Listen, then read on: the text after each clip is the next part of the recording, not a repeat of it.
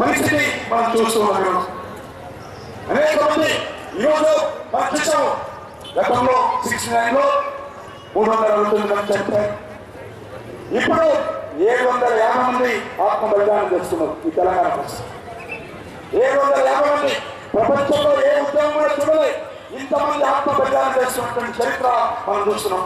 ఈరోజు మన ప్రపంచ ప్రాంతంలో శ్రీనివాస్ అనేటువంటి విద్యార్థి ఈ తెలంగాణ కోసం అమరుడైనటువంటి విషయం మనకు తెలుసు. అదేవిధంగా నాగరాజు అనేటువంటి స్టూడెంట్ విద్యార్థి, సుల్తాన్పూర్ రామచంద్రటువంటి విద్యార్థి ఇక్కడ కూడా ఆత్మహత్య చేస్తున్నాడు. అదేవిధంగా పొలాలకు సంబంధించినటువంటి జఫార్ ముస్లిం సోదరుడు, ఫోటోగ్రాఫర్, చాలా పేద కుటుంబం నుంచి వచ్చినటువంటి వ్యక్తి, అతను కూడా ఆత్మహత్య చేస్తున్నటువంటి విషయం మనకు తెలుసు. అదేవిధంగా లక్ష్మీ అనేటువంటి వ్యక్తి ఒక విద్యార్థి బిఎస్ఎల్లో ఉద్యోగ నియామకాల విషయంలో వివక్ష జరుగుతుందని చెప్పి అతను కూడా ఆత్మహత్య చేస్తున్నటువంటి విషయం. ఈ రకంగా ఒకరు కాదు, ఇద్దరు కాదు, 750 మంది ఆత్మహత్య చేస్తున్నా, ఆత్మ బలిదానం చేస్తున్నా, తెలంగాణ కావాలని ప్రాణాలు అర్పించిన ఈరోజు కాంగ్రెస్ పార్టీ మనసు కలగడంలో, తెలుగుదేశం పార్టీ మాట మార్చడం లేదు. ఈరోజు కుట్ర చేస్తా ఉన్నారు, కుటుంబాలు చేస్తా ఉన్నారు. ఇచ్చిన తెలంగాణను అడ్డుకొని ఈరోజు 750 మంది ఆత్మ బలిదానానికి కారణమైనటువంటి కాంగ్రెస్ పార్టీ, తెలుగుదేశం పార్టీ పూర్తి బాధ్యత వహించారు. ఈరోజు ఎక్కడ చూసినా తెలంగాణ జిల్లాలో ఒక ఆవేదన, తెలంగాణ జిల్లాలో ఒక బాధ.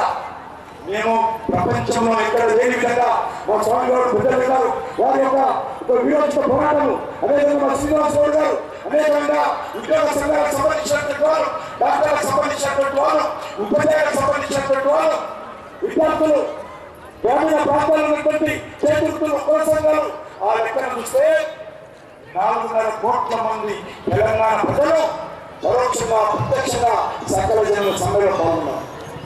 అందులో అగ్రభాగంలో ఉద్యోగస్తులు ఇంత ప్రత్యేకంగా సకల జనుల సమ్మె 42 రోజుల పాటు చేశాము.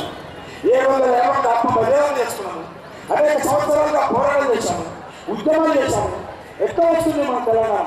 ఈరోజు తెలంగాణ జిల్లాలో జరుగుతున్నటువంటి చర్చ. ఇంత పోరాటం చేసిన తర్వాత కూడా ఈ కాంగ్రెస్ పార్టీ, ఈ తెలుగుదేశం పార్టీ తెలంగాణ రాకుండా అడ్డుకుంటున్నారనేటువంటి ఆవేదన ఈరోజు తెలంగాణ జిల్లాలో ఉంది. ఏ స్కూల్లో కూర్చున్నా, ఏ ఉపాధ్యాయులు చూసినా, ఏ ఓటర్లు చూసినా, ఏ ఆఫీసులు చూసినా, ఎక్కడ చూసినా కూడా ఇదే చర్చ. తెలంగాణ ఇస్తుందంటారా, సోనియా గాంధీ ఇస్తుందంటారా, ఇదే చర్చ.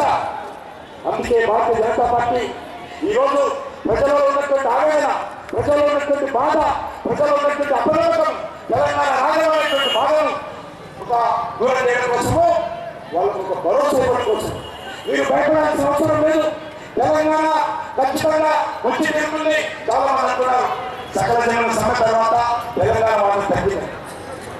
అది నిరూపించడం కోసమే మన చంద్రబాబు నాయుడు గారు, తెలుగుదేశం అధినేత, వరంగల్ జిల్లా పర్యటించారు. 500 జవాన్లను తీసుకొని పర్యటించారు.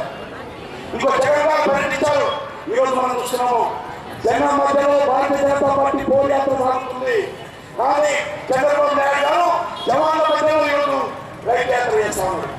కాబట్టి భారతీయ జనతా పార్టీ ప్రజలకు చెప్తా ఉంది, ఈరోజు తెలంగాణ వాదం తగ్గలేదు. తెలంగాణ వాదం బాబు ఉత్సవం, తెలంగాణ వాదము తెలంగాణ వచ్చేంత వరకు ఉంటుంది. తెలంగాణ వాదం పోదు. ఇది 50 సంవత్సరాలుగా ఈ ఉద్యమం జరుగుతుంది.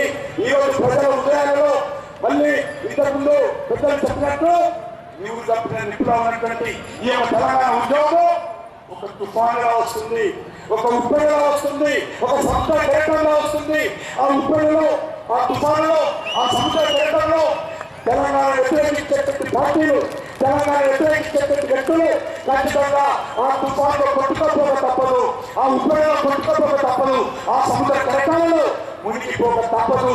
ఈ విషయాన్ని తెలంగాణ ప్రజలు తమ హృదయాలను ఖచ్చితంగా నిర్ణయించుకున్నారు. అది తెలంగాణ పోరాటం ద్వారా మరొకసారి స్పష్టమవుతున్నది. గతంలో సకల జనుల సభలో